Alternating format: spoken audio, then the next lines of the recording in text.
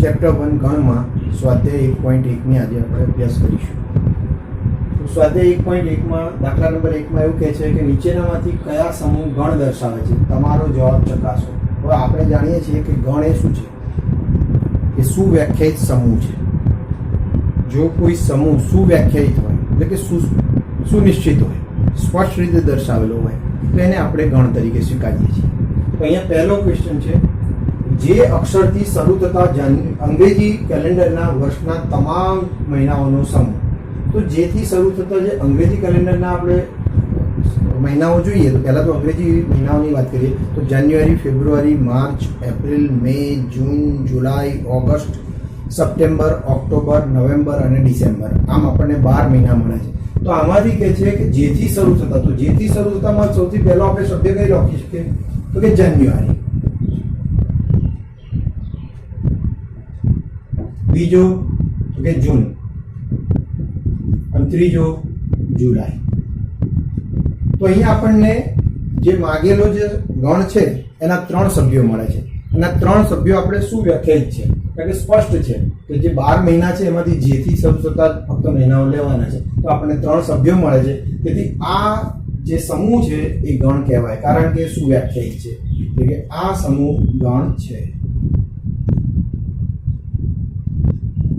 ગણ દર્શાવે છે.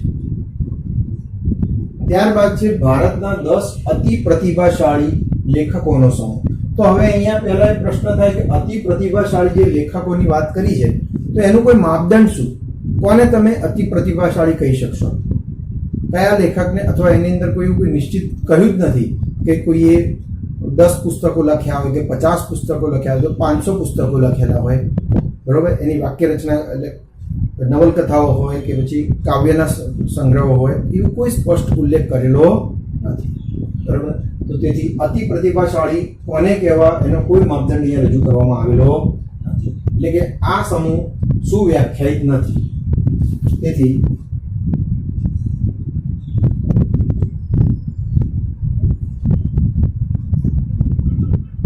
અતિ પ્રતિભાશાળી જે છે શબ્દ એનું કોઈ માપદંડ નથી.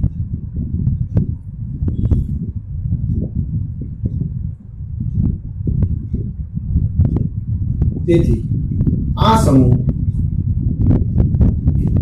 સુવ્યાખ્યાયિત નથી.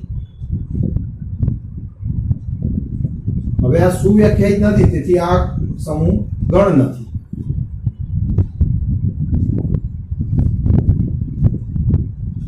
ત્યારબાદ નંબર 3 ની વાત કરીએ તો નંબર 3 માં શું કહે છે કે દુનિયાના ક્રિકેટના ઉત્તમ 11 બેટ્સમેનોની ટીમ.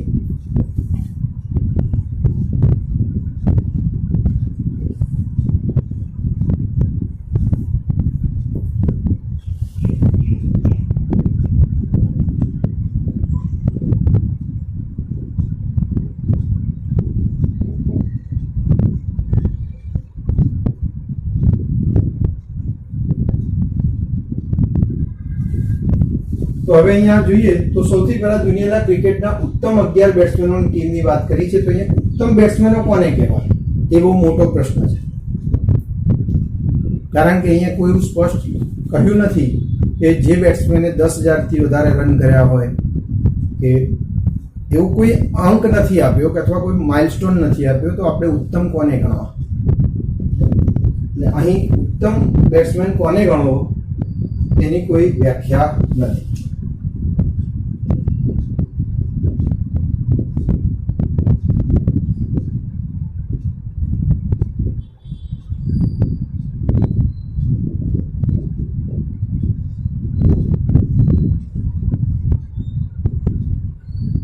તેથી આ સમૂહ સુવ્યાખ્યાયિત નથી અને સુવ્યાખ્યાયિત નથી, તેથી આ સમૂહ ગણ નથી.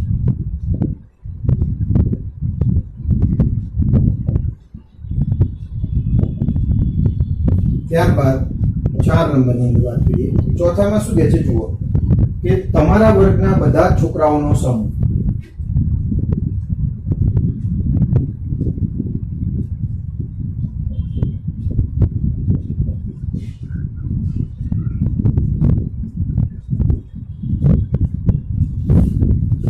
તો આની અંદર આપણે વાત કરીએ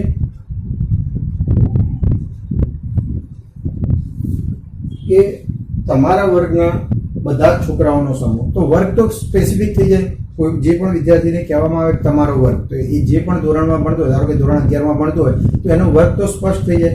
તો હવે એની અંદર રહેલા વિદ્યાર્થીઓની સંખ્યા પણ સ્પષ્ટ હોય. તેથી આ સમૂહ એક ગણ છે. તો કે આ સમૂહ સુવ્યાખ્યાયિત હોવાથી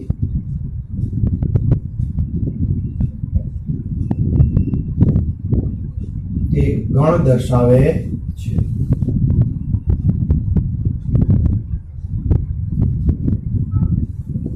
ત્યારબાદ 5 નંબરમાં જોઈએ તો કે 5 નંબરમાં કહે છે 100 થી નાની બધી જ પ્રાકૃતિક સંખ્યાઓનો ગણ.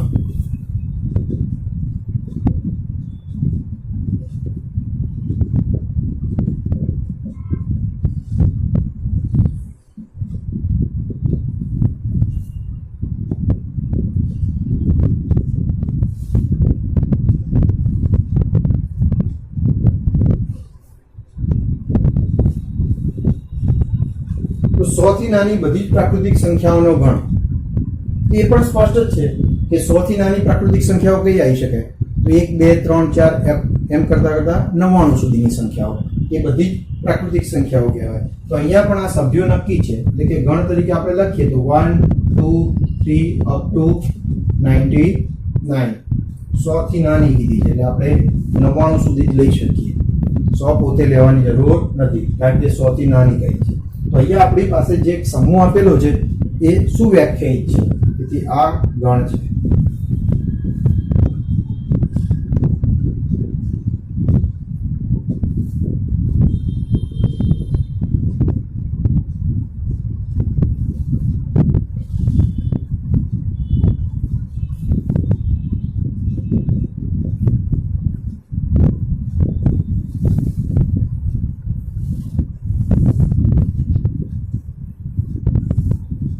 ત્યારબાદ 6 નંબરમાં જોઈએ તો 6માં કહે છે લેખક મુનશી પ્રેમચંદે લખેલી બધી જ નવલકથાઓનો સમૂહ. બરોબર? તો કે લેખક મુનશી પ્રેમચંદે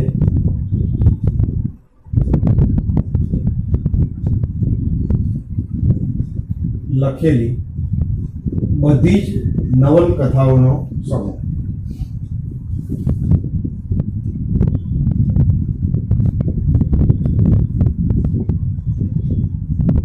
તો અહીં આપણે જોઈએ કે મુનશી પ્રેમચંદ છે જે લેખક, જાણીતા લેખક છે. હવે એમણે જે પણ નવલકથાઓ લખી છે તો એનો કોઈને કોઈ રેકોર્ડ હશે અને એ કોઈ નિશ્ચિત જ છે. એમની સંખ્યા જાણવી પણ સહેલી છે અને નિશ્ચિત સંખ્યા જ મળશે. તો એના ઉપરથી કહી શકીએ કે આ ગણ છે એ સુવ્યાખ્યાયિત, અને આ સમૂહ છે એ સુવ્યાખ્યાયિત છે, તેથી આ ગણ છે.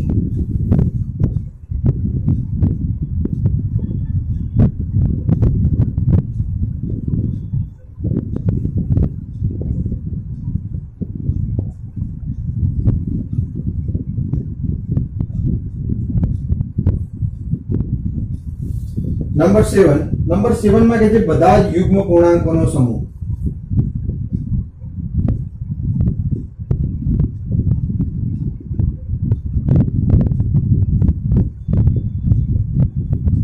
પૂર્ણાંકોનો ગણ છે.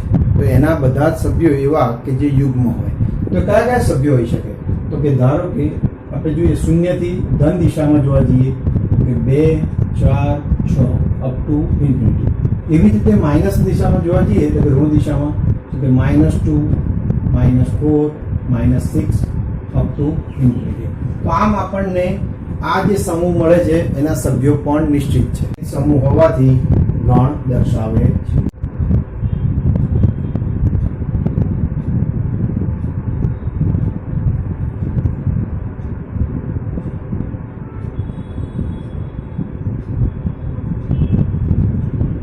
ત્યારબાદ 8 નંબર જોઈએ તો 8 નંબરમાં શું કહે છે? 8 નંબરમાં કહે છે આ પ્રકરણના બધા જ પ્રશ્નોનો સમૂહ.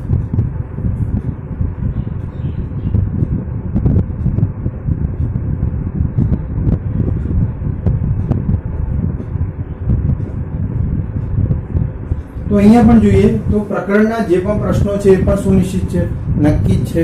જે પણ પ્રશ્નો છે એને આપણે ગણી શકીએ છીએ, એટલે અસુવ્યાખ્યાયિત કહેવાય. તો જેથી આ સમૂહ પણ ગણ દર્શાવે છે.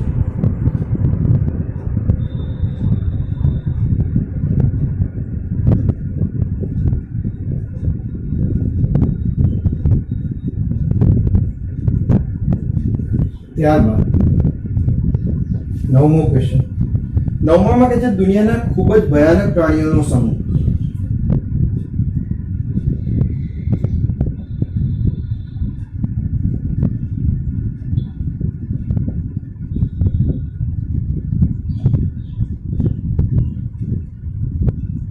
તો અહીંયા જોઈએ તો આપણે દુનિયાની અંદર જે પ્રાણીઓ છે જેને આપણે ભયાનક તરીકે ગણીએ છીએ તો ઘણા બધા છે. વાઘ, સિંહ, વરુ, રીંછ, એવા ઘણા પ્રાણીઓ છે. અજગર, તો ઘણા છે. હવે આ બધા જ પ્રાણીઓ જે છે દરેક માટે ભયાનક આપણે એની વ્યાખ્યા નહીં કરતા, કારણ કે સર્કસમાં રહેલો રિંગ માસ્ટર વાઘને ને સિંહને રમાડે છે, ઉડાડે છે, એમની પોતાની રીતે એમની અલગ અલગ રમતોમાં તમને રમાડે છે. એટલે કે એના માટે તો એ ભયાનક પ્રાણી છે જ નહીં. તો આમ ભયાનક પ્રાણીની કોઈ સ્પષ્ટ વ્યાખ્યા વ્યક્તિએ બદલાય છે. સામાન્ય કેટલીક વાર જોઈએ તો કે વંદાથી અને ગરોળીથી પણ ઘણા લોકો બીવે છે, તો એ એમના માટે ભયાનક પ્રાણી તરીકે વર્તાય છે, પણ અન્ય માટે નહીં. બરોબર. આમ ભયાનક પ્રાણીની વ્યાખ્યા વ્યક્તિએ અલગ અલગ છે, એટલે કે સુવ્યાખ્યાયિત નથી.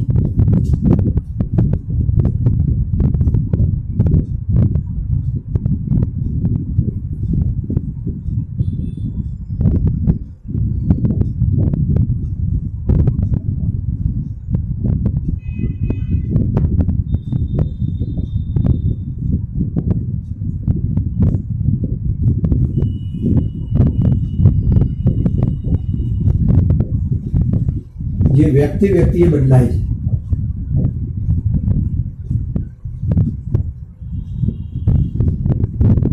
તેથી આ સમૂહ સુવ્યાખ્યાયિત ન હોવાથી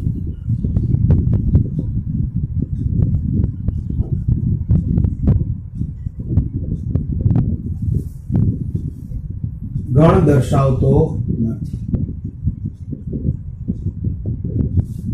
તો આમ અહીં આપણે સ્વાધ્યાય 1.1 નો દાખલા નંબર 1 પૂરો થાય છે. હવે દાખલા નંબર 2 માં જોઈએ તો કે આપણને ગણ આપેલો છે, ગણ એ. એના સભ્યો છે 1 2 3 4 5 6 અને આપણે ખાલી જગ્યામાં યોગ્ય સંજ્ઞાઓ બિલોંગ્સ ટુ અને ડઝ નોટ બિલોંગ ટુ એ આપણે બંને મૂકવાનું છે. તો અહીંયા આ થિયરીમાં આપણે ભણ્યા છીએ બિલોંગ્સ ટુ, કે જેમાં કોઈ ગણની અંદર કોઈ સભ્યનો સમાવેશ થતો હોય તો એના માટે આપણે બિલોંગ્સ ટુ યુઝ થાય છે. હવે જો સભ્યનો સમાવેશ ગણમાં ન થતો હોય તો એવા સંજોગોમાં ડઝ નોટ બિલોંગ ટુ નો ઉપયોગ થાય છે. તો આપણે બંને સંજ્ઞાઓ આપણે યુઝ કરવાની છે. અહીંયા આપણને પહેલી ખાલી જગ્યા આપી છે 5 ખાલી જગ્યા એ, એટલે કે 5 એ ગણ એમાં છે કે નહીં એ આપણે દર્શાવવાનું છે. તો અહીંયા જોઈએ તો આપણને ગણ એ આપેલો છે જેની અંદર 5 આવેલો છે, એટલે એનો મતલબ કે આપણે બિલોંગ્સ ટુ યુઝ કરી શકીએ.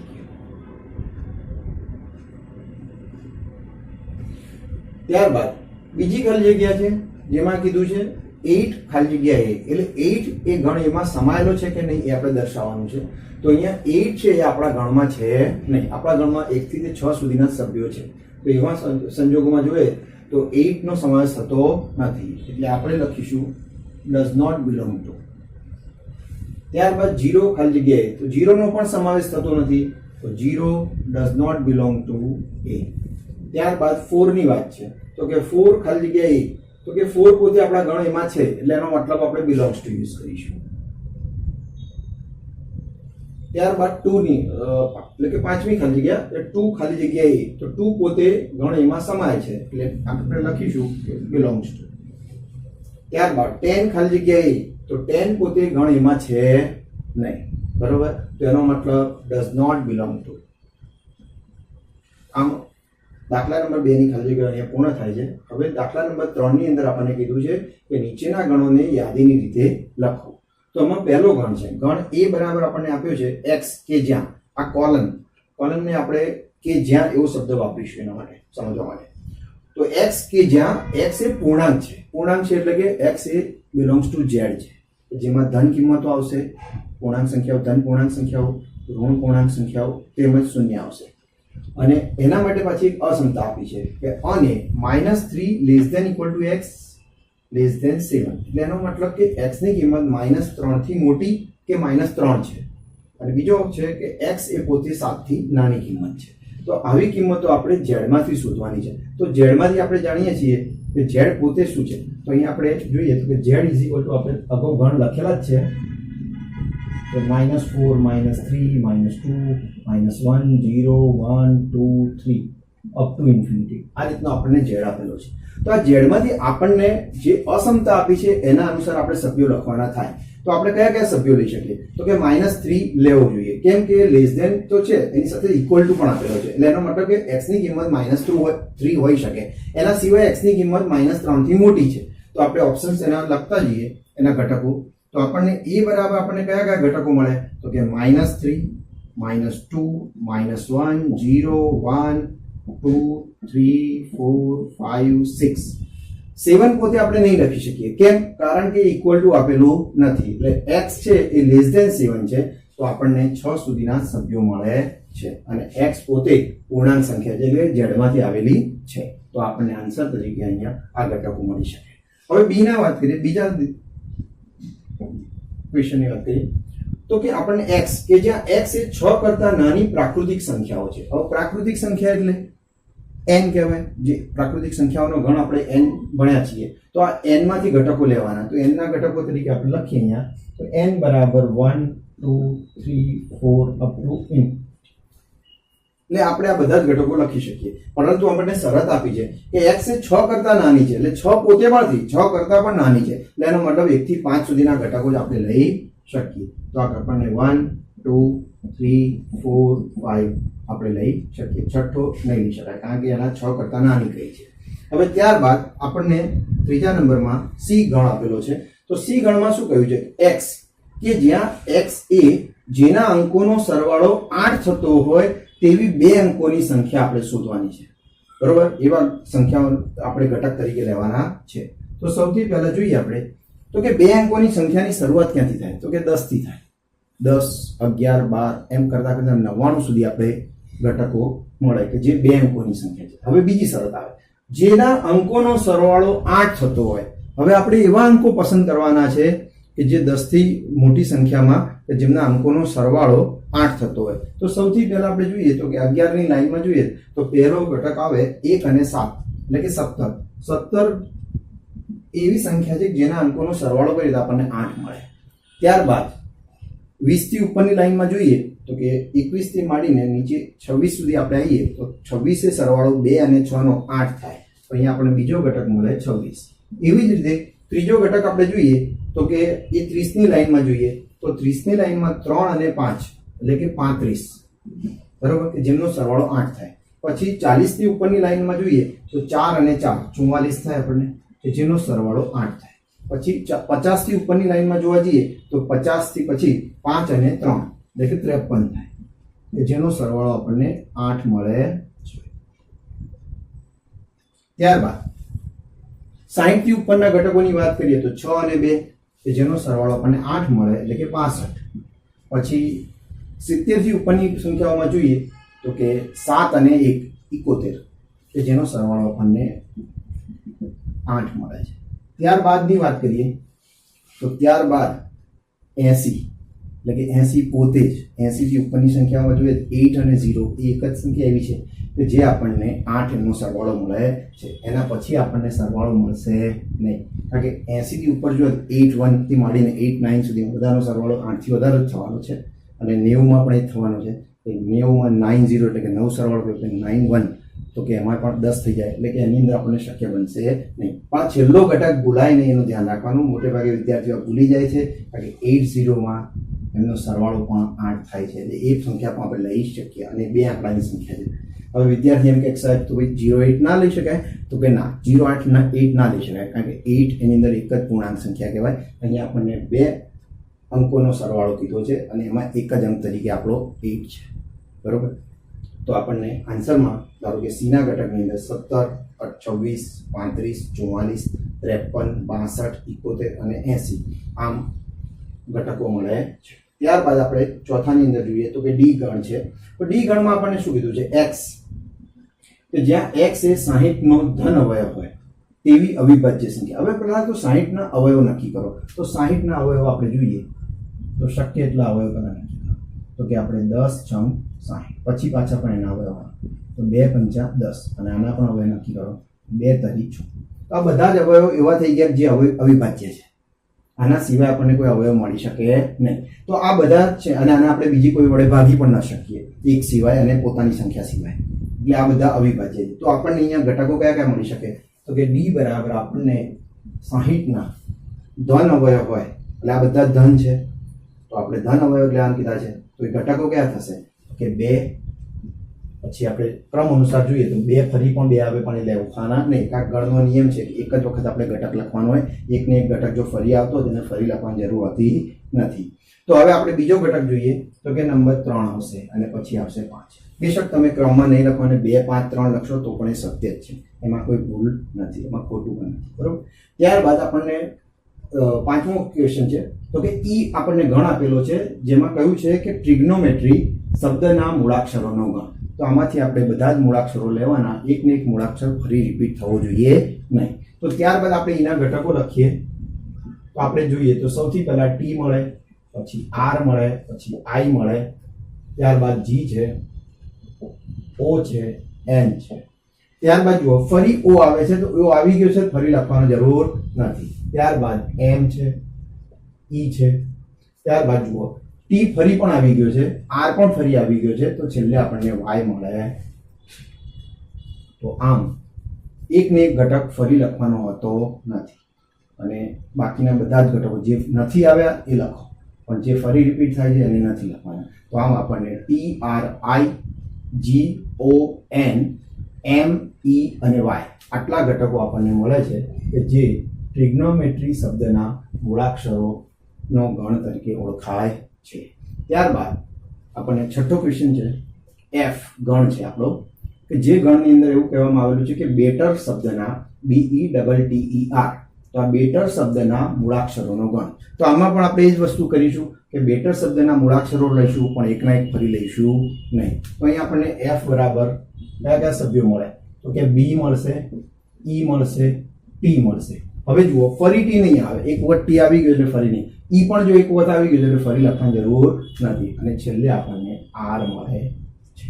તો આ આપણી યાદીની રીતે ગણો દર્શાવ્યા કહેવાય. ક્લિયર? અને યાદીની રીત આપણે થિયરીમાં ભણ્યા જ છીએ કે જે ગણની અંદર સભ્યોની યાદી દર્શાવવામાં આવતી હોય તે રીતને આપણે યાદીની રીત કહીએ છીએ. તો અહીંયા આપણો દાખલા નંબર 3 પૂરો થાય છે.